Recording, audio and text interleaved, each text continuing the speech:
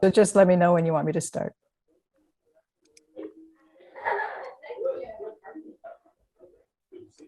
Recording in progress. I think that's the signal, Linda.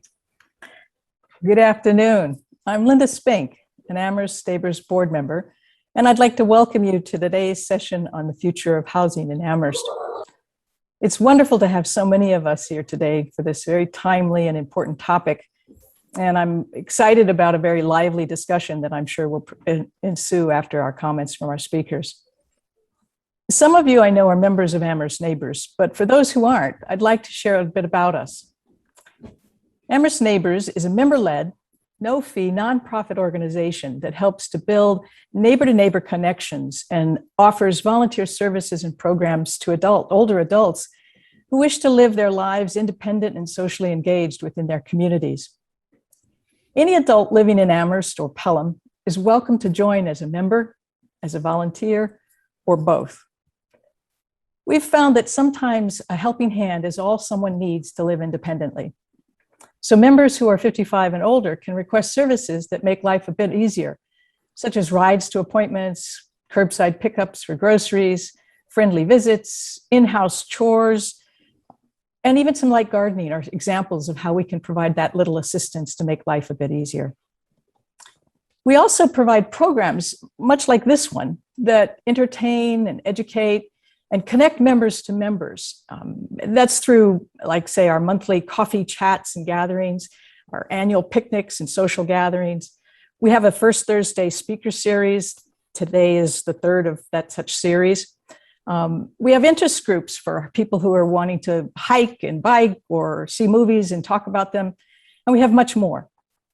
To date, most of our events have been virtual, but we'll be developing more in-person events as we can.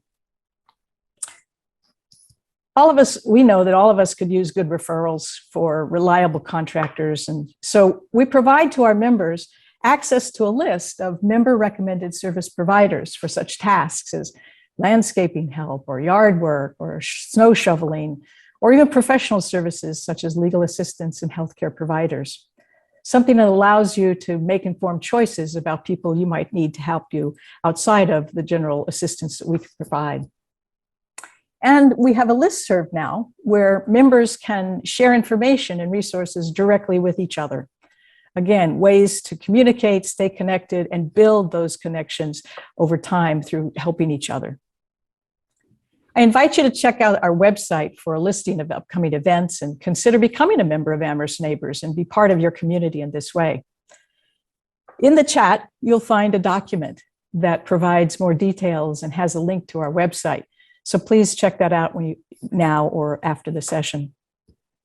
Speaking of the chat, if you'd like to receive handouts and resources from today's sessions, please put your name or type your name and email into the chat itself.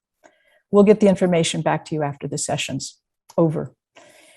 I can assure you that the information you put into that will not be shared with others, so feel free to put your name and email in the chat. We are especially excited today to be presenting today's session with our co-sponsors, the Town of Amherst, the League of Women Voters of Amherst, the Amherst Municipal Affordable Housing Trust, and the Amherst Affordable Housing Advocacy Coalition. I'd like to thank all of them for helping to make this session possible and for their vital work in our communities. It's now my pleasure to introduce Linda Slakey, our moderator for this event today. She'll be introducing our speakers, guiding us through the session, and taking questions as appropriate and giving us information on how you might interact with your questions. Before turning the program over to Linda, however, I'd like to share a little information about her. Currently, she's the chair of the Amherst Community Land Trust, which assists low and moderate income households in purchasing homes in Amherst. Over her career at UMass, she was chair of the Department of Biochemistry, dean of the College of Natural Sciences and Mathematics, and dean of the Commonwealth Honors College. She now has a consulting practice working with universities on projects that support faculty in adopting teaching practices that reflect on what we know about how people learn. We're very fortunate to have her with us today, And I'd like to thank her for moderating this session. And I'd like to thank all of the panelists that you'll be meeting a little bit later. So together, Linda, I open it to you, and everybody, welcome to a fabulous session. I know you're going to learn a lot and be connected in different ways to the housing issues in Amherst. Thank you, Linda, for that kind introduction. And since you opened for us, no one introduced you. So let me rectify that by sharing a little bit about you. I suspect the Amherst Neighbors Group already know you well, but we have attendees, I think, from a number of interest groups. So to all of the rest of you, Linda Spink is a founding board member and a mainstay of the program committee of Amherst Neighbors. And she's in that heading, that committee responsible for this afternoon's program. Prior to her retirement, she was the executive director of the Insight Meditation Center in Barrie. So thank you for getting us started, Linda. So yeah, you should see on your screen now an agenda. So you've heard from the two Lindas. I'll stop in a minute. You're subsequently going to hear from John Hornick, who's going to give an overview of the status of affordable housing in Amherst. Donna Hancock, who's going to speak in a more personal level about what's available as affordable housing, especially for older adults in Amherst. Jerry Weiss will be talking about specifically the housing needs of older adults who are without housing. And then we'll hear from John again, sharing with us some specific plans for an affordable housing development that would focus on older adults. And then we'll welcome Mary Beth Ogulowitz, who'll be responding to the things that she's heard, as well as sharing some of her own perspectives. And I'll introduce each one of the speakers as they begin. So let me turn now to introducing John Hornick. John has held a wide range of professional positions in higher education and state mental health over the years. Among many research projects, he led a HUD-funded study of strategies for improving homeless people's access to benefits and services. Specifically relative to today's discussion, since 2016, he's served on the Amherst Municipal Affordable Housing Trust, and he now serves as the chair of that group. So John, we'll go on to your overview of the housing situation in Amherst. Thanks very much, Linda. I have a set of slides, and I'm going to try to march through them fairly quickly so that we don't I don't take up too much time from the other speakers. Basically, I'm going to offer up some facts, some information about trends, and some thoughts about the future. So next slide, please, Nate. Okay, hold on a minute. Sorry, John. There you go. How's that? Okay. I have two quotes here. The first, this town suffers from a severe housing shortage. We want to be welcoming and livable city, but people of all ages, backgrounds, and occupations are struggling to keep or find a home here. Our adult children can't afford to live here. People who work here can't afford to move here. Seniors can't afford to stay. A combination of high land prices, restrictive zoning, an unpredictable, often lengthy permitting process, and neighborhood opposition to new multifamily development is making it very hard to build the kind of housing we need. Now, somebody could have said that about Amherst, but in fact, it comes from something somebody said about the city of Newton. So this is not just an Amherst problem. This is not just the Newton problem, but many of the cities and towns in Massachusetts and elsewhere are blessed or challenged by these kinds of problems. On the next slide, let's see. Briefly, there are three main factors which I'll talk about that explain why we're in this situation. First, there have been significant population changes that create demand for housing. Second, there's a lack of housing production, so we don't have enough places to meet the demand.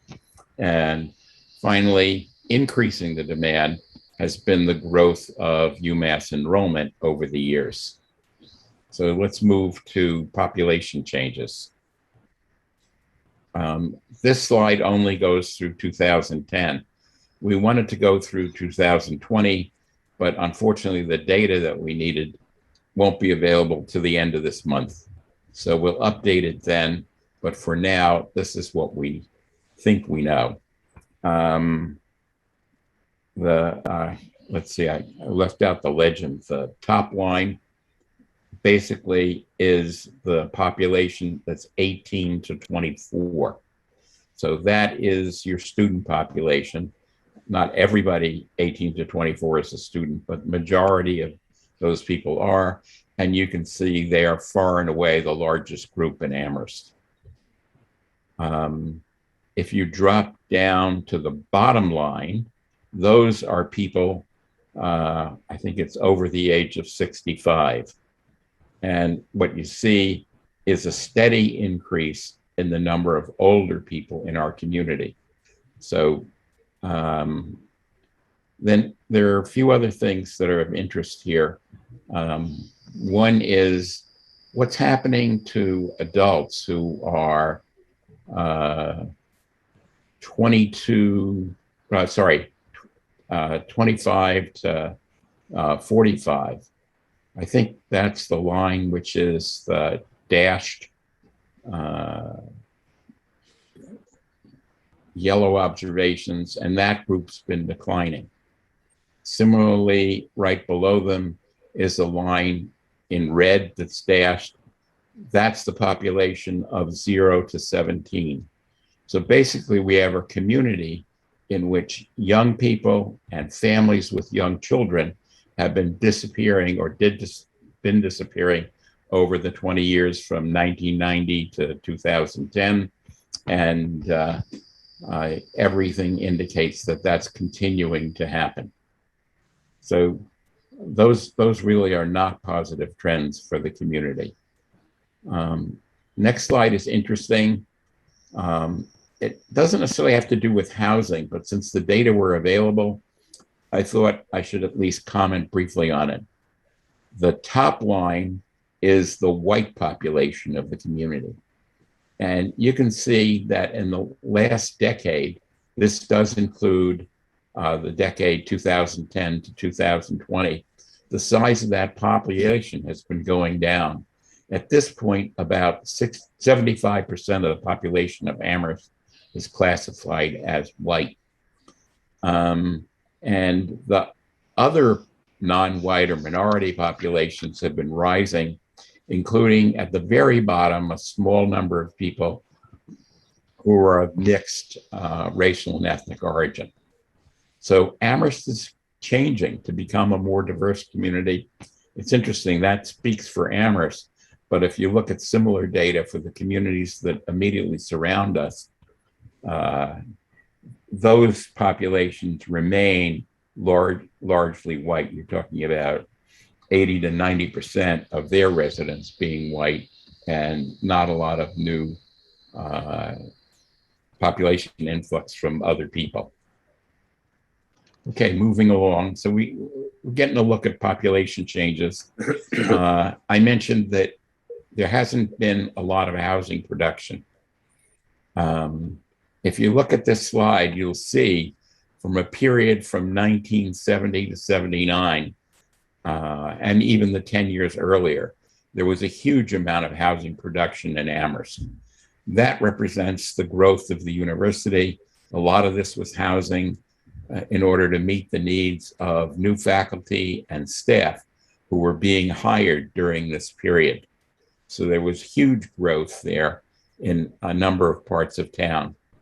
Then you see that growth really drops down significantly in the following 10 years and continue to drop down, so that between the years 2000 and 2009, the slide shows only 200, I think it's 27, I'm not sure, new houses over that 10 years. It's a little over 20 new units a year. And then finally, in the last 10 years, we've had some growth in housing, a little over 1,000. And in the past year, 2020, we had another 242 units. What's the significance of this? Basically, while demand was increasing in the community because of population changes, overall demand, housing production simply wasn't keeping up. And so anything we've built in the last 10 years or build next year or the year after is really an effort to keep up. And we need to do much more than we've been doing in order to manage that. Next slide. University residential planning. You can't talk about housing in Amherst without talking about housing at the university. The university now has an enrollment of roughly 28,000. That doesn't include various off-campus programs, would add a few thousand more students. On campus, the university has roughly 14,000 residential units. So the difference is about 14,000. That means that you have about 14,000 every year who are looking for housing off campus. And it's important to say that in many cases, it's not just an individual student looking for housing, but it could be students and family members, since there are a fair number of students who come to Amherst with their families. The university has some announced plans to replace some existing housing and to build a little bit at the same time. But the truth is the actual number of new units is net about 400. So there's honestly very little going on at the university. And this is where their plans stand today. And mostly the announced plans are stuff that, frankly, they have yet to break ground on, never mind thinking about something else. Next slide. The university is extraordinarily important. We think of the university as an academic institution. Of course, that's what it is. But it's also the largest landlord in Amherst. If they've got 14,000 units on campus, that makes them far and away the biggest provider of housing, certainly in Amherst and probably in the Connecticut River Valley, or at least north of Hartford and Springfield. And so as student enrollment increases and it outstrips the demand for housing on campus, people move off campus. And so we have a huge impact, economic impact on the housing market in Amherst and beyond. This creates problems not only for students, but for people who work for the university, people who work for the town, and people who work for local businesses, because they can't find a place to live that is near where they work or where they go to school. Next slide. So briefly, older residents in Amherst have aged out of child raising. Remember all those units, maybe 2,000 that were built from 1970 to 1980.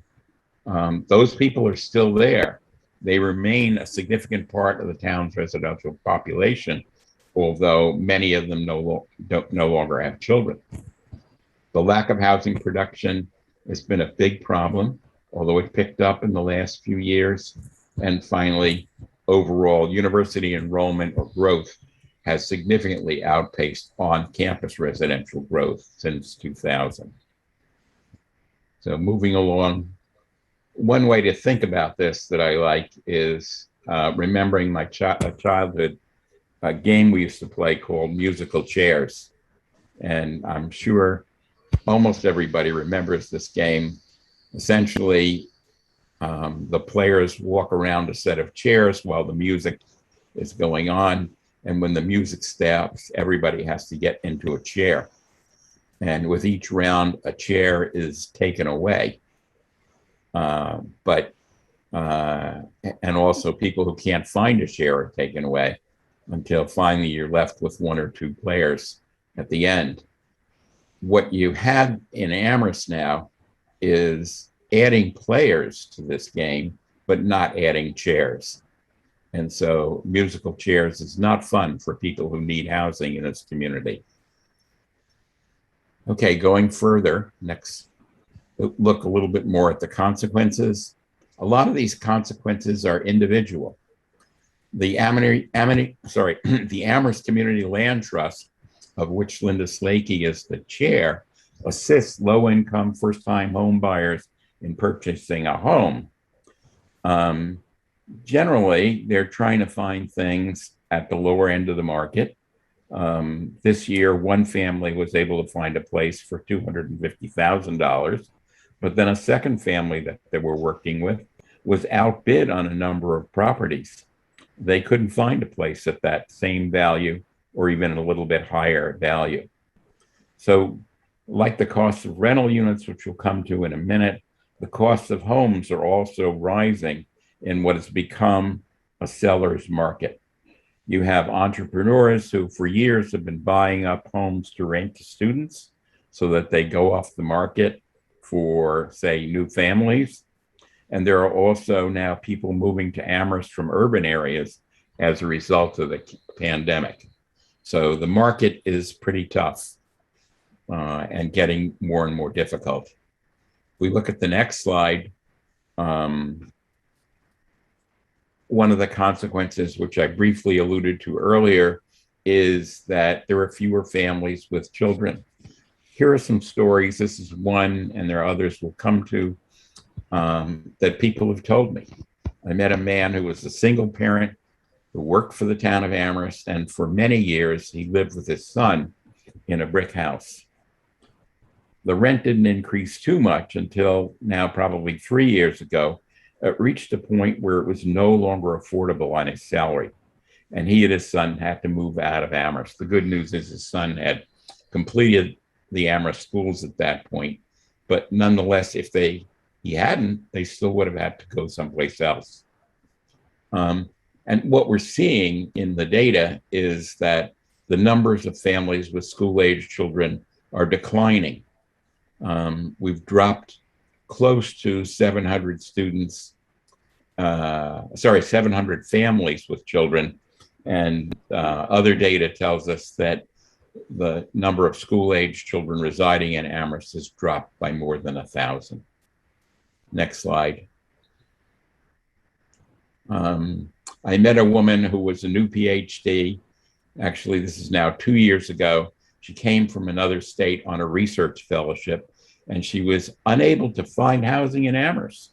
So what did she do?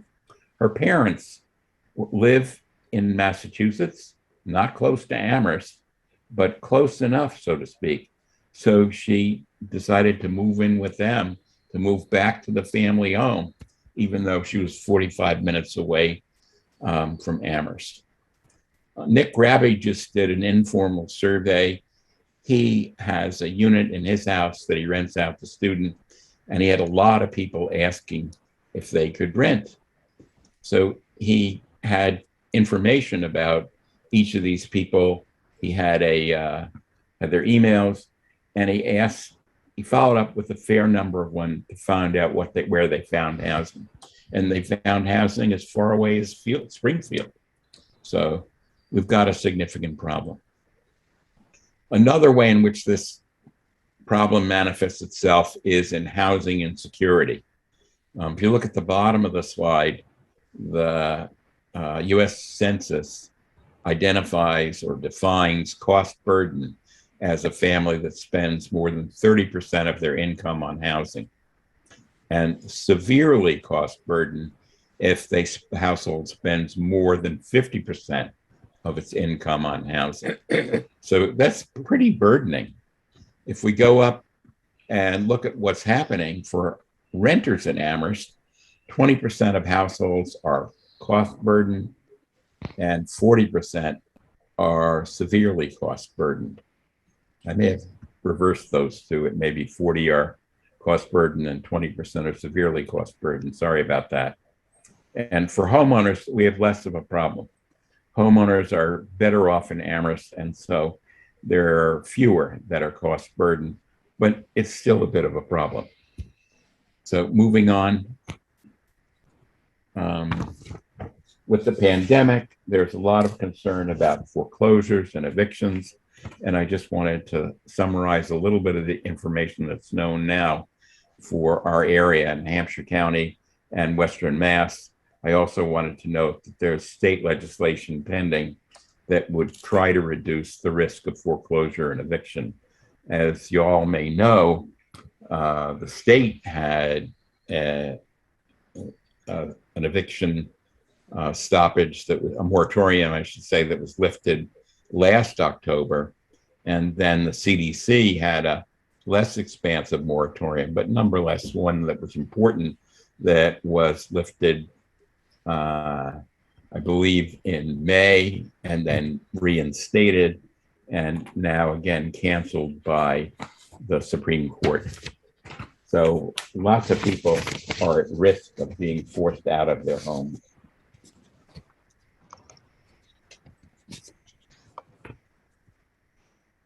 Okay, so let's see, we're waiting for the next slide. And I wanted to talk about the future. I didn't have to go to Greece, to the Oracle of Delphi, to figure out what the future is. Frankly, the future is our past. And so if you're a student in Amherst, developers will continue to build high rent apartments, but there's not going to be much growth on campus, despite the fact there is interest and demand there.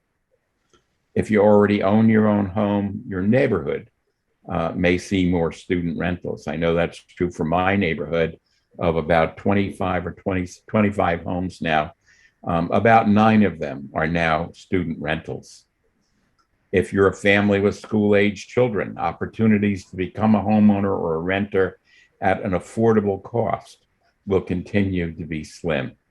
If you're an older adult living in Amherst and want to downsize, new opportunities to find an affordable place that would allow you to stay in the Amherst community may not materialize. If you're a low-income renter, your rent will probably increase, making your housing more insecure, while the quality of your housing may also diminish. So honestly, this is our future. Unless the university and town council find a way to make major changes, I can't be optimistic about what's happening. Let me move on and talk a little bit about some of the efforts that people have made, because I think that's important. There is a thing called the subsidized housing inventory, which keeps track of all the housing that is quote unquote affordable, mostly because it's subsidized by one source of income or another. The town has tried to engage the community to support the expansion of affordable housing. There are some dedicated resources within town government. We continue to work to find ways to increase it. The most significant local change was the updating of what's called the inclusionary bylaw to require construction of affordable homes in all new developments greater than 9 units. And I should say over 1 million in CPA funds have been spent on community housing in the past 5 years. So there are things happening, but quite honestly, it's not enough. Let me mention a couple of other things, or at least briefly show you the slide which shows them. These are 4 key projects that have occurred. People are probably familiar with North Square. That's the most recent. It includes 26 affordable units out of something like 128 total units. Habitat for Humanity has created 5 recent homes for home ownership for low-income families. Probably the most recent was now a couple of years ago. The town has a first-time home buyers program, which is run by Valley Community Development and the Amherst Community Land Trust. And I think that's affected something like 14 households over the last 5 or 6 years. And Rolling Green, which is shown in the slide, the town preserved as affordable 42 of the units that were there when it assisted with the kind of purchase of the property by Beacon Communities from a real estate group that owned it before. So some things are happening. We look at the fact that the town council or the community resources committee is working on a new town housing policy. That will be briefly summarized in the next slide. I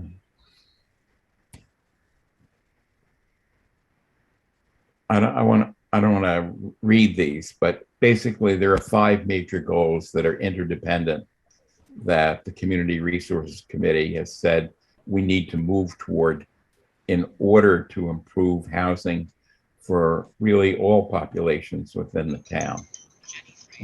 So in the interest of time, I'm not going to go over those, but I will go to the next slide to talk about some of the specific things that they proposed as part of the policy and things that would get attention in terms of measuring progress. A minimum of 250 new units for households earning less than 80% of area median income, reducing the percentage of renters who are cost burdened and severely cost burdened by 50%, reducing percentage of owners who are similarly cost burdened, and reducing the number of homeless individuals who are served at Craig's doors because they become housed. So we've put in the chat actually a link to the new draft policy. It's continued to be draft. CRC will work on it and then present it to town council a little bit later this month. Other issues are what they call safe and secure housing, reducing the number of health and safety violations, and also, again, consistent with the last issue, trying to implement a year-round sheltering option in Amherst. Finally, let's see, these are things that are on the drawing board. There's the Amherst Studio Apartments, which people may be familiar with. The town has drafted a request for proposals, which should be released soon, that would allow a affordable development for families at the old East Street School and a nearby property on Belchertown Road. We hope to see a home ownership development on Strong Street and additional funding come through for helping to retrofit heating systems and weatherization in low-income rental developments. And also potentially the purchase of the University Motor Lodge and new subsidies for home ownership. And finally, as we'll talk about a little bit later, the development of a rental property for older adults potentially at Hickory Ridge. I've kind of alluded to this. The next thing I wanted to say is that this is not only, oh, sorry. I think I'm going to skip over this slide in the interest of time, sorry. But go to this one. This is not just an Amherst problem. The Donahue Institute recently published a report with support from Wayfinders and the Community Foundation, in which they showed that the kinds of problems that I've been talking about in Amherst are problems really north and south from Springfield to Greenfield. They show an increasing housing supply gap, which is driving up prices, in continuing housing instability, and the fact that more than half of renters in the Pioneer Valley are cost burdened, spending 30% or more of their income on housing. And what's also important to note is that this trend is even worse for communities of color. So the last slide, what do we need? Where do we need to go? Again, I've got a list of things here. They're consistent with things that I've said. This is to change that bleak future that I talked about earlier. We need a partner in the university that recognizes its role in the local housing market and plans to develop 3,000 to 5,000 new units on campus for its students, including those with families. For the town itself, consistent with what the Community Resources Committee has said, we should see at least 250 new affordable units in the next 5 years or so. We need to make sure that these units are available to groups that need them. We need to be sure that they're not segregated or isolated, but close to services, including transportation. We need to find ways of assisting people who are looking for affordable housing in identifying and accessing available homes. And finally, we need to maintain our commitment to supporting the Amherst Seasonal Shelter, even as we develop new housing. And for all of this to happen, we need your ideas and your advocacy. So thank you all for listening. And now, Linda, I think we're ready to move on to our next speaker. Thank you. I believe that's Donna. Yes. I believe. Yes, it is. My name is Donna Hancock, and thank you, John, for allowing me to be a speaker on this panel. I was asked from, I think it was Nancy Schroeder, because I am a senior and I'm living what you all are talking about. She thought it best that I could give you a personal synopsis of what I've gone through. As being a senior, I moved here in 2011 to be with my mother from Florida. Prior to that, I had a 6-bedroom house and I had to downsize. Working for the phone company for 21 years, I had a pretty good retirement. I got caught up in the housing bubble, bought 2 houses, lost both houses, and lost all my money. So then I come up here to live with my mother. I had to move somewhere, but there was nothing available. Not even the housing authority could help out. Finally, staying with my mom for like a year, I ended up going to the Ann Whalen Apartments over here on Kellogg Street, and I stayed there for 7 years before I got a chance to move into the Clark House. That was the waiting list. That goes to show you how some of the seniors have had to wait. That was a waiting list that I got on. I moved into Clark House in 2018, I believe it was, and I've been there since. But the catch is they, for affordable housing, they take 1/3 of your income to pay for your rent to help you out. Each year that I work here for the Meals on Wheels program for my precious seniors, and I get a raise, my rent goes up and up and up. Before I started working, my rent was like $360 something.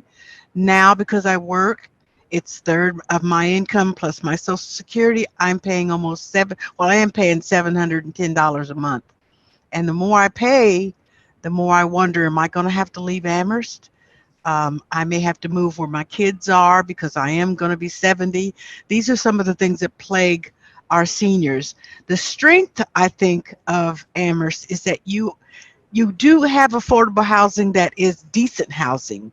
I've seen affordable housing, if you will, for seniors that wasn't quite as nice as they are up here. I've seen some that are rat infested, roach infested, not nearly as good. People are clumped together. So the strength of this area is the fact that they do take care of their seniors.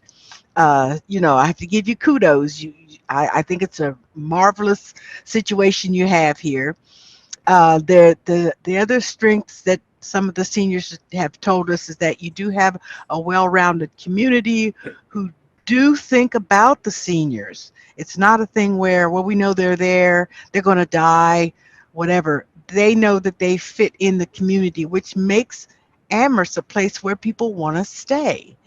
But with the housing problem like it is, they are not aware of what is being done. That's why I'm so glad I'm on this panel, so I can share with my senior friends. So the shortcomings I would say that I got from some of my seniors was that the places are very small. They don't have a lot of storage. For people of color, they feel that they've been left out.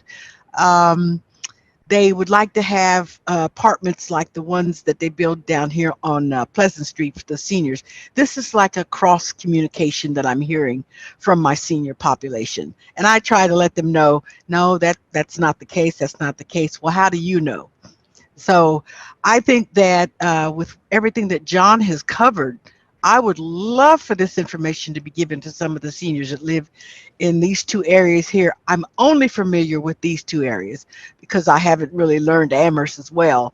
My choice to live in the town was because I don't have transportation. I would have to be someplace where there's buses. That's a big problem for a lot of the seniors.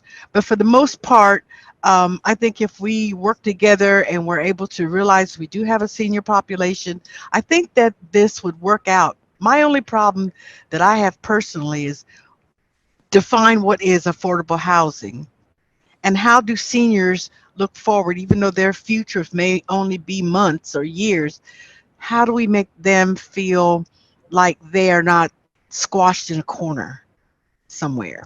So that's really all I was going to say. I just given you a personal synopsis so you that are on this panel hear it from a senior who is living this dream.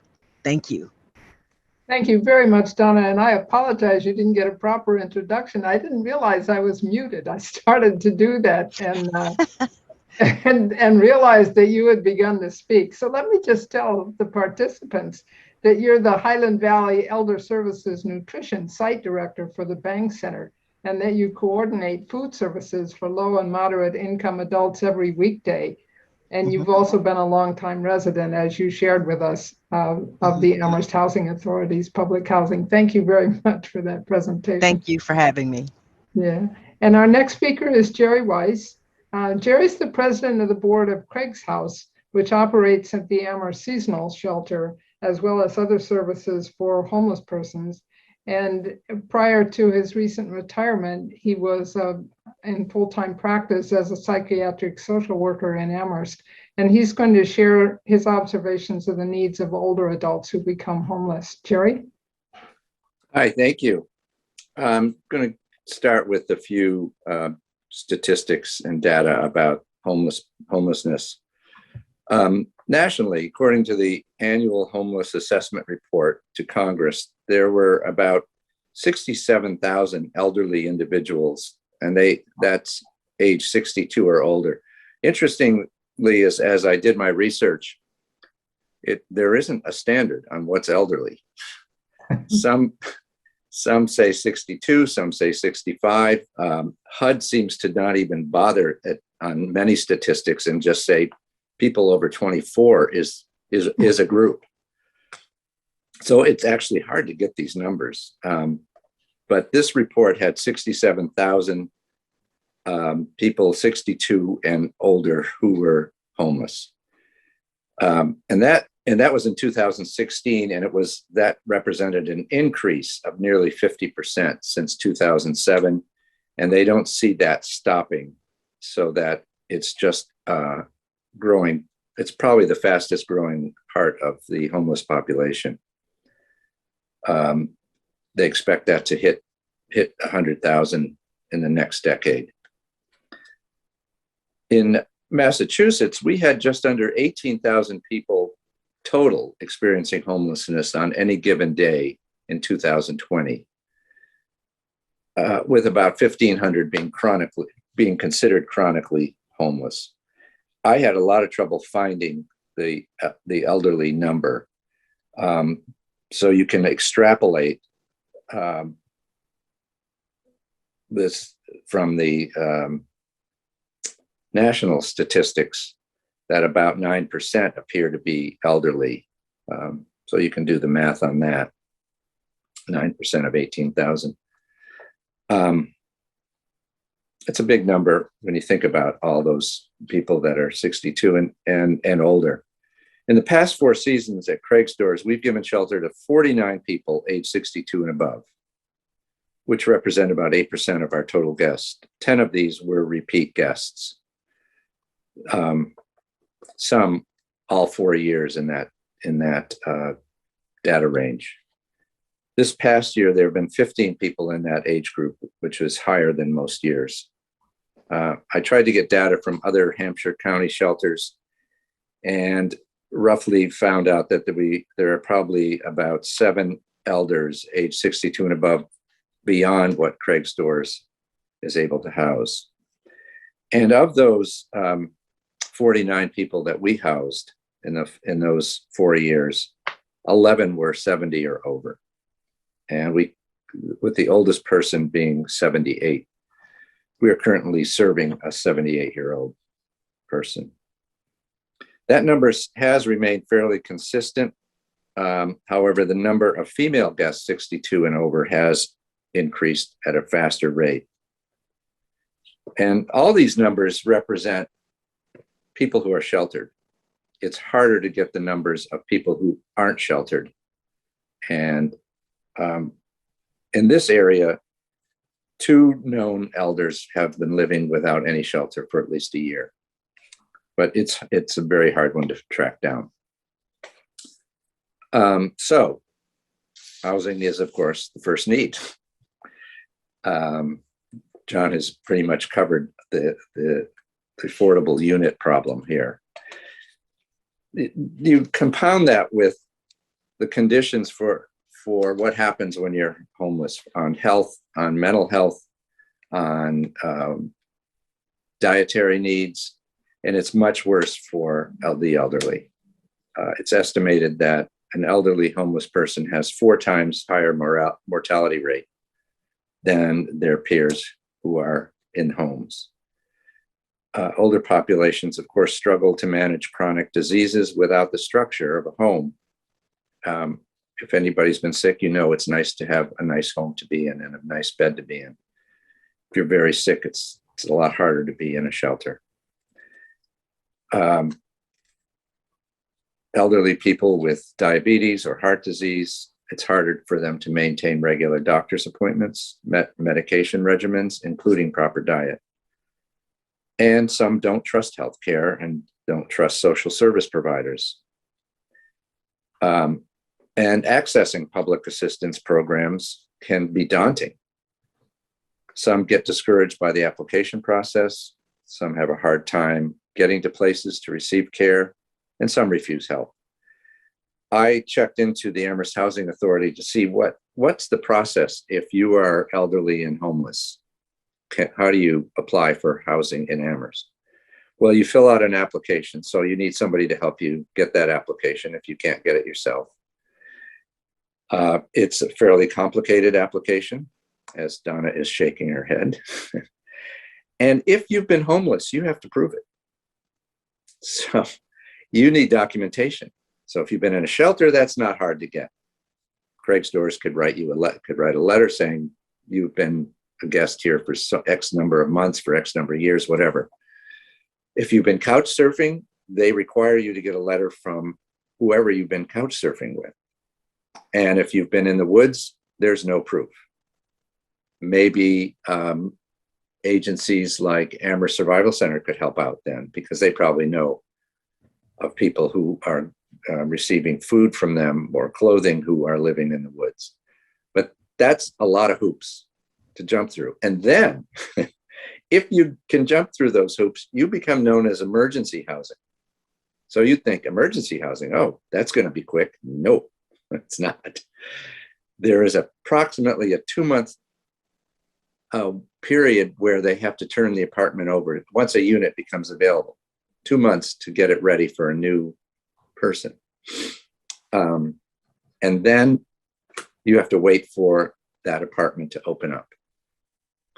So it could take 4 months, it could take 6 months, it could take 8 months, and you are considered emergency housing, even if it takes 6 or 8 months. It's not an adequate way to get emergency housing at all. And that's not the policy of Amherst Housing Authority. They said this is the state's regulations, how it has to be done. So maybe one thing should be to approach the state on their definition of emergency housing. As you know, probably many older homeless individuals have difficulty with self-care, keeping up with hygienes that can cause infections, increasing their health needs. They have more, of course, more stress, social isolation. Any mental health issues they have are going to be exacerbated by homelessness, by the stress of it. Homeless seniors in urban centers have an extremely high rate of premature death. As I said, it's 4 times higher than the regular population. And there was one statistic I read that elderly homeless people age 10 to 20 years faster than other people. So if you're 60, you could be aging into 70 and 80 as you remain homeless without aging there, well before you get to that age. Services like Craig's Doors, the Senior Center, Elliott Services, Veteran Services, Amherst Survival Center, Community Connections are all trying to hook people up with their services, with medical services, with mental health services, and with housing. But it's not easy. The housing is the hardest of all of those to help people with. We have an increase in evictions. The 1980 crash, people lost their wealth, people became homeless, and they're aging now. So one way to prevent more homelessness for elderly people is to prevent evictions, which we now know is now on an increase because of COVID. State and local departments of social services often help with housing emergencies for the elderly by providing housing for low-income seniors. Religious organizations help homeless seniors. But as if we have that many people that we're serving in our shelters, you know how many must be out there. So that's, I don't need to talk more. I can answer questions at some point if there are. Thank you. Thank you, Jerry. And by the way, I've noticed a couple sets of questions coming in the chat. And we're going to proceed with the speakers just so we hear from everybody, but that hopefully is going to leave us time at the end to come back to some of those questions. Right. So John, you get a chance now to tell us a little bit more about the potential for an affordable housing development for older adults. Yeah. If you look at the first slide, which will probably be on momentarily, it asks the question is, if we were to initiate a new rental development for older adults, what would it look like? And I'm going to suggest some answers to that question, but I think as we leave time for discussion at the end, I'm most interested in hearing what your answers are to that question. So going on to the next slide, I just slides up. There we go. Okay, there's one. That was the right. Okay, so someone would say, well, why are you involved in this? What's the housing trust have to do with it? Well, I didn't introduce the housing trust, but basically that's our job. We need to do what we can to promote a diversity of affordable housing in Amherst. There are a number of specific projects that we're working on that are listed here. But overall, our goal is to try to get together and produce a pipeline of programs and projects that will make housing more affordable in Amherst. We work with the Community Preservation Act Committee and the Town Council, and we also seek public support primarily through the Amherst Affordable Housing Coalition. So that's why we're involved, and that's why I'm talking about this. This is a kind of preliminary exploration of ideas. So as I said earlier, I'm going to suggest some things, but I also want to say that there's a lot of uncertainty around this that are briefly summarized in the next slide. If we do have a new rental development for older adults, I can't tell you where it would be. may face various hurdles with respect to approval by town council or the town zoning board of appeals. We don't know what neighborhood opposition might materialize, because this would likely be a sizable development. And wherever it's placed, we know that people will object. They say it doesn't fit in with our neighborhood, it'll add too much traffic, or there's really no need for this type of housing. So we can expect to see some opposition, and there are various uncertainties that we need to overcome. So this is an early conversation. It's an opportunity for me to suggest some things, but for all of us, when we come to the discussion, to share some ideas, to assess what the level of interest is, for you to give feedback, and oops, we're moving around quite a bit. What else? To take advantage, frankly, of our collective wisdom and experience in thinking about this. And the end goal is to develop for the Housing Trust a preliminary plan to present to the town. I did a little bit of research, and so I wanted to talk briefly about my understanding about options for senior living.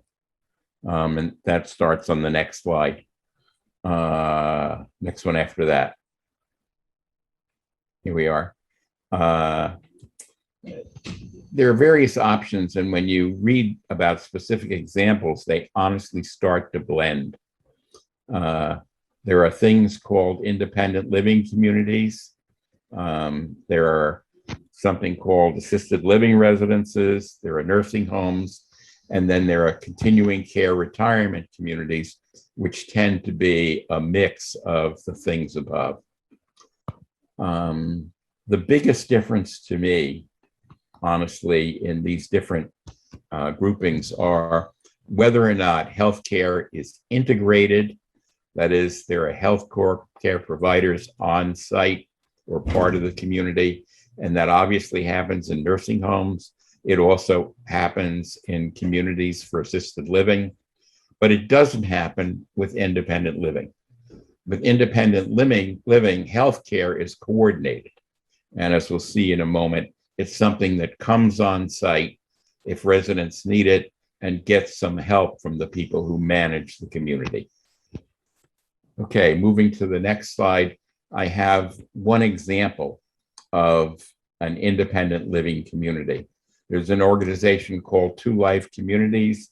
They operate largely in Eastern Massachusetts, and they use what they call an aging in community model.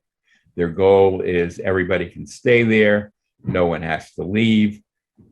It's not labeled, though, as assisted living because people come in and they are independently in control of the units where they live. They have a lease, they pay monthly rent, and there may be services on site, but they aren't obliged to use them. The purpose of these communities is to address economic insecurity by making the housing affordable, and also address loneliness by having people live together.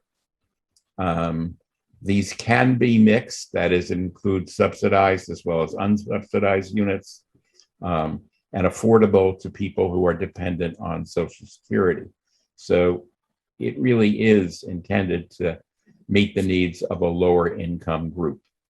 They're mostly 1 bedroom and 2 bedroom. And if we take a look at the next slide, some of the other things that are designed into Two Life Communities are having a ground floor that serves as a village hub. It will have a large welcoming entry. It'll have large and small rooms incorporated to support a variety of activities. And that includes encouraging visitors to come in and to use the facilities as appropriate, to share them with the residents as allowable. So that's the Two Life Community model. Then I wanted to mention another model, which will be in the next slide. Oh, I'm sorry. I have one more slide on Two Life Communities. As part of their design, they do have on-site staffing. They have a resident coordinator and an activities coordinator, typically with the goal of helping the residents to navigate the challenges of daily life. As I said, healthcare services in this model are not provided by people who work for Two Life Communities. They coordinate healthcare services. The services come to residents, and the resident coordinator will help to bring the necessary services in, partly by having agreements with outside agencies. For example, Highland Valley Elder Services in our area, or the Amherst Senior Center. They also, the activities coordinator arranges for activities that will be of value and of interest to residents, and those could be a wide range of things. I put in one that seems to be pretty important, and that is fitness services. Okay, I have another example, and this is a senior living residence. This is an assisted living program, and there's a program in Bourne on the Cape, and actually there's a similar program that's in Westfield called Armbrook Village locally, if people have heard of it. They aim to provide outdoor living spaces, enriched daily programs, restaurant-style dining with healthy food options. So that's part of what their goals are. And then if we go to the next slide, a few more items. They have studios as well as 1 and 2 bedroom apartments. And again, you'd find this with Two Life. There'll be a kitchen net in each unit, a shower, an emergency alert system, control of heating, housekeeping and laundry services, maintenance of the apartment and utilities, and it would be wired for cable TV and phone. So many of these things you'd find in both assisted living and independent living. Again, to me, and people can tell me if they have another understanding, the biggest difference has to do whether healthcare is integrated with the program. That is, there are people who are healthcare providers who are employees of the community versus depending on healthcare being brought in or coordinated as part of the program. I'll just briefly mention something about financing. If we're talking about independent living, there is a mix of public financing available. It may require some additional fundraising in order to pay for all services. The intention is to use funding sources that assure the units will be affordable. And typically, federal funding sources, depending on what source you're talking about, do carry age restrictions, either 55 and over or 62 and over. And occasionally you have different programs that are needed that may be in conflict with each other because these are a little different. I know less about how financing works for communities, assisted living communities, or continuing care retirement communities that have integrated healthcare. So I'm not going to talk about that. I'm not going to speculate on how that works. So 2 more slides. One possibility that I've thought about as a site for an independent living rental development for older adults is the Hickory Ridge Golf Course. As people know, the town has a contract to buy it. They've yet to close. Most of it will become town conservation land, but there is an area of roughly 5 to 9 acres of developable property right along West Pomeroy Lane. So there's a place to build a good-sized community for older adults if the town closes on this property, and if we all agree that this property or this part of it should be made available for a community for older adults. So that's pretty much what I've got to say. I have one more slide, which you can take a look at. And basically the question is, what would you all like to see? And I've noted some of the things that I talked about. And what I'd really like to hear is what people have to say, probably beginning with Mary Beth, who is next up. Linda? Yeah, thank you, John. And I'll just briefly introduce Mary Beth Okolowicz. Most recently, I think probably many of you knew her as the director of the Amherst Senior Center, and she's just begun a new job as Chief of Elders and Persons with Disabilities Unit in the Office of the Northwestern District Attorney. Mary Beth, we'll ask you to reflect on what you've heard, as well as sharing your own insights on these issues. Yeah. So thank you very much. It's a pleasure to be with everyone in Amherst once again. And I have to say that off the top of my head, that looking at it from also a county point of view now, the issues that you raised today are not singular and unique to Amherst, though I think some of the causative factors are very unique to Amherst. And I think that, like climate change, aging in Amherst really requires us to rethink how we are living and developing community. And I want to just start off with just sharing, I guess, 2 points of reference. And I think that they were very stark when I first arrived in Amherst. So the Donahue Institute, in their projections of demographics, indicate that by 2030, the individuals who are age 60 and older in the town of Amherst will comprise a 30.3% increase in that population, which is a significant shift. And throughout the Commonwealth, we are all discussing the graying of the state. And so I think that this program and the focus on elders and housing, because housing is directly related to safety and well-being, it is really well timed. And I really appreciate the emphasis on this topic vis-a-vis elders. And if people are interested in looking more at that demographic information, if you go, you can find that online, and I can share the link with you around the Donahue Institute and the social and demographic information. And more importantly, there is a breakdown of those demographics, which also shows that when we're talking about, are we looking at independent living versus assisted living with medical care, when you look at what portion of elderhood is going to increase the most in Amherst, it is those that are at the higher end of elderhood. So we think of elderhood as right that 40-year stage. And it's really those 85 and above. So when we're talking and looking at the needs, I think that demographic information becomes far more relevant about what the needs are. So, what we call a young senior in the 60s is going to have a very different idea of what they need than if you had a larger population in their 80s. So that's the first piece. And then the second sort of demographic piece, or actually statistical information, I think is really important to this conversation, is the Elder Index.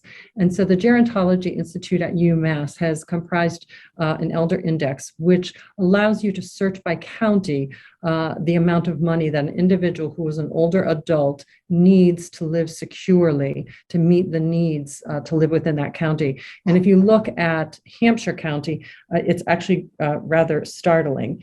And some of the information that I was able to find, that first of all, that Massachusetts rates the highest in the nation in the percent of older single living alone adults with incomes below that elder index. So what it says is that 62% of older adults have an income that is less than what is required to live in that community. And that, if we also look at the intersection of race and age, I think it plays out far more dramatically. And that 3 out of 4 Black singles living alone in Massachusetts have incomes that fall below that elder index. And so what that means is that older adults have to make very difficult choices just merely to survive. So again, I can put that link up there, but I think it's really important, relevant, probative information about how much money do we need, and what in this county, how are we faring our older adults about trying to afford even affordable housing, as Donna relayed that search and the angst that's involved. And then also the folks in our community. Again, economic insecurity is 31% higher for older Black persons who are living alone, and then 33% higher for older Black couples. And that's within the state of Massachusetts. So I think that the picture is rather stark, and I think it really speaks to an urgency that we probably haven't really threaded that needle quite yet. And then with regard to the impact, what I would also suggest is that these are regional discussions. And certainly, so when we talk about homelessness, when we talk also about older adults needing supportive care, I'm sure Helen McMillan, who's now the director of the Amherst Senior Center, can talk about the number of communities that we work with and that really needs to be regionally strengthened and resourced. And then also that this isn't just, so I noticed that probably most of us in this conversation are older folks, and that I would suggest this is a family-wide and community-wide discussion, because 83% of older adults who need help are cared for by their family members. So older adult children who are in community, and certainly that was something that we saw at the senior center, are involved in this. During the pandemic, we received weekly calls on the double from not older adults, but adult children who were moving their family members to Amherst because of the pandemic. And so this is not just a conversation for older adults, this is really a multi-generational conversation. And I think that there's a more robust interest that we can generate around this within Amherst for that.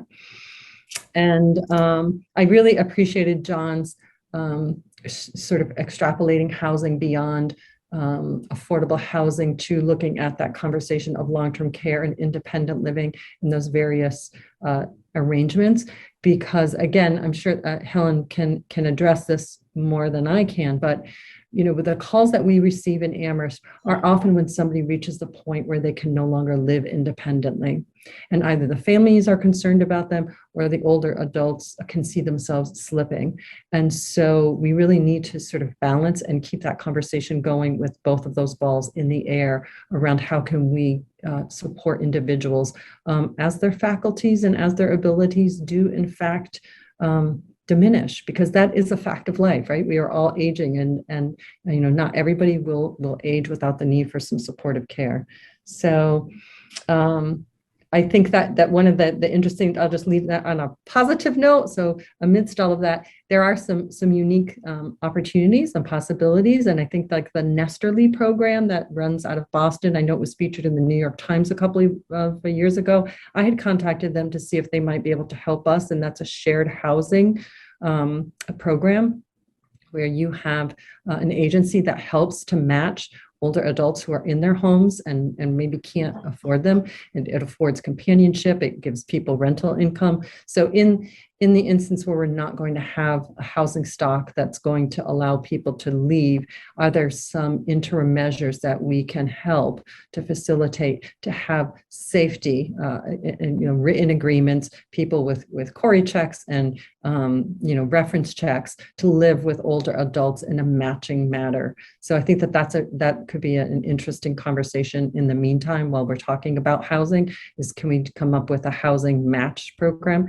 And then the last one I would suggest is, based on my conversations with adults in Amherst, they love multi-generational. And so when we're talking about senior housing, I know that oftentimes there's that sort of exceptionalism of Amherst where we like to be in community and all of that means. And I think that those are also some of the housing opportunities that are mixed generation can be really vibrant. So I'm here to learn and listen with all of you, and so hopefully support this in a county-wide measure as well. Thank you very much, Mary Beth. So we have some time now before we need to draw this to a close for questions from the participants. You can raise your hand, and I made some notes of questions that are in the chat. I see Adrian has her hand up and has had for a while. Can you unmute Adrian, or can she unmute herself? There, I see you. So unmute yourself, Adrian. Thank you. And what's your question?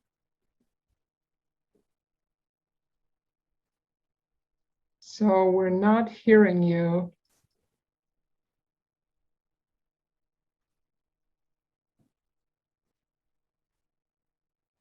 So Adrian, I'm sorry, I'm going to move to somebody else, even though it shows on the screen that you're unmuted, we're not hearing you. So maybe we We can can, try again. yeah, problem solve that. I'm going to call on Lisa Campbell while you sort out what it's going to take to get it so we can hear Adrian. Lisa? Okay, can you hear me? Yes. Okay. I just am hoping everybody rattled through 109 numbers really fast. And I was trying to take notes and couldn't keep up. So is there going to be a way other than me emailing individual participants and saying, what was it you said, for me to capture those numbers? Because I don't see a way at this point. You know, like how many elderly people and how old are homeless and how many, you know, what are all these various, everybody did it, you know. So can we ask the speakers if they could at least put some of those things in a form? Where would you like them sent, John? If they send them to me, then I can send them out. that would be excellent. Yeah, actually, I just want to come back to a request we made earlier. I'd really like people to put their name and their email address in the chat if they haven't done that already, so we can send out new information after this forum ends. Sure. I also, there's also a question earlier, and I said we could post this on the Housing Trust's webpage. So, you know, in the coming, you know, next week or so, the information will be posted up there, and it'll just stay there. So, you know, you can go back to. Yeah. It wasn't clear to me that every speaker would have given you something you could post, but if they did, that's great. They haven't yet, but if they did, or if they will. Yes. Either way. Thank you. We'll encourage them to do that. Thank you for that prompt, Elisa. Bob Greeny, I see your hand up. And you need to unmute. Am I unmuted? Yes, thank you. We can hear you. Hi. Well, what I wanted to do is expand the conversation a little bit, but it maybe we're running out of time. So let me just throw out a few what might be provocative ideas. Linda knows some of them. The brochure says older adults, families, and students. So I get that we've been talking about seniors, and I get that that's a huge problem, and I get that we could spend forever on that.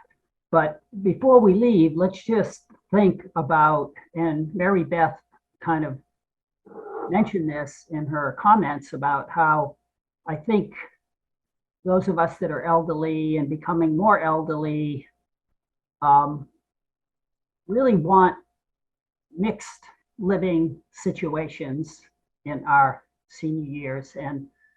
And so how do we create that? Not these, you know, the conventional model has its place, and yet we should be thinking very broadly about some really fresh and ideas for new models. But I think a lot of the things get addressed when we just address housing. And I'm not in a position to be articulate about this, and this is not the time. But I think there are some big opportunities for really new, fresh ideas that we're just not accessing.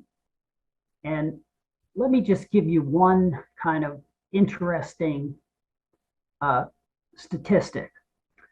We have 14,000 students that need housing. Those 14,000 students are going to spend $10,000 to $20,000 a year just on housing, a minimum of $10,000. So that's $140 to $280 million. Think about it. 140. So let's just say $200 million is going to be spent on housing. Now, I know it goes to Sunderland, it goes to Belchertown, it doesn't all come to Amherst, but that's an Amherst resource, $200 to $300 million. And we should not be satisfied with skimming off the tax money. And we do get substantial tax money for that. So what I would like to talk about sometime, and probably not now, and get people thinking about that hundreds of $millions is leaving Amherst because of the way the housing, most of it, especially the recent housing, is being built by large corporations and funding agencies. How do we, one way in which we can keep that in town is to stimulate small scale, right? Linda, we've talked about this, growth of multifamily units that are homeowner owned. So the profits, those huge, humongous profits that are going off to hedge funds, we don't know where, could be funding and supporting affordable housing by people that live in Amherst. I don't know how to emphasize that. I think there's a potential here if we can get enough creative minds working on this for addressing in a big way, in a fresh way, our affordable housing problems. And those multifamily units give the opportunity for seniors to rent where there's a family downstairs or upstairs. And of course, when you get to a healthcare situation where you need all those services, that's where Linda comes in to help those people stay in that unit as long as they possibly can. Eventually, maybe they need to go where there's more intensive care. But anyway, I encourage people to think about the potential of what I'm suggesting. Okay, sorry, I went for a long time. Thank you for that suggestion, Bob. That certainly is a piece of economics that deserves some level of attention. Are there other questions? Have I missed someone who actually raised their hand or put a question? Oh, Ralph, you put a question in the chat. Do you want to raise that with everybody? Ralph Walkingham, are you still with us?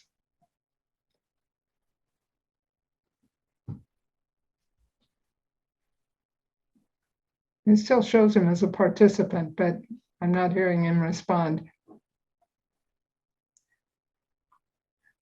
I'll just read the question that he put in the chat.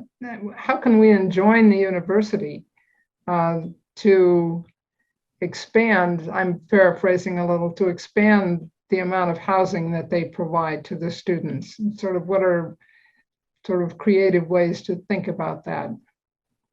John, I know you've thought about that a lot. Well, that is a great question, and maybe it's the $64,000 or $64 million question. I don't know. It's really a political question, frankly. I think the information that I have talked about is available to the university. I don't think it's new information. They simply don't think of themselves as a landlord. And we have to find a way of changing that thinking. And I think that means involving our state senator, our state representative, but other people in this process of saying, really, why aren't you doing something about this? You've got thousands of students that each year are looking for housing. I know some of them would like to live off campus in apartments, but there are lots who would prefer to be close to campus if they could find a decent place there to live. And it is part of your obligation to figure out how to do that. Well, that brings us, according to the clock on my computer, to 5:29. And we did agree to draw this to a close at 5:30. So I want to thank the speakers and also the participants who've raised all kinds of thoughtful questions.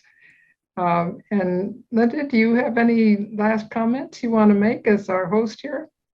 Well, thank you. I really do appreciate everyone, Linda and John and Donna and Jerry and Mary Beth, for bringing such clarity and light to the challenges that we face and the obstacles that need to be overcome in order to serve the housing needs of our community. And I appreciate the thoughts and the creativity that's starting to bubble in this collective around how to advocate for and make materialize some of this housing that we need to have for elderly in particular from our vantage point, but as was pointed out, the students and families as well. So I appreciate that. And we will work with the panelists on collecting the resources and the information shared and make that available on as many platforms as we can, the Trust, the website for Amherst Neighbors, and out directly to those who provide their email and name in the chat. So I'd appreciate all of you and those of you that came and offered questions and who are committed to making this a collective effort to solve some of the problems we have around housing in the future in Amherst. Thank you very much. Thank you, and thanks for hosting. Yeah, thanks everyone. This is recorded. I'm Nate Malloy, a planner with the town. I'm going to end it in a minute, so then everything will go away. But the chat will be saved and the video will be recorded. And like Linda said, we can compile it and then have it on a few different platforms and media. So thanks so much, everyone. Bye-bye.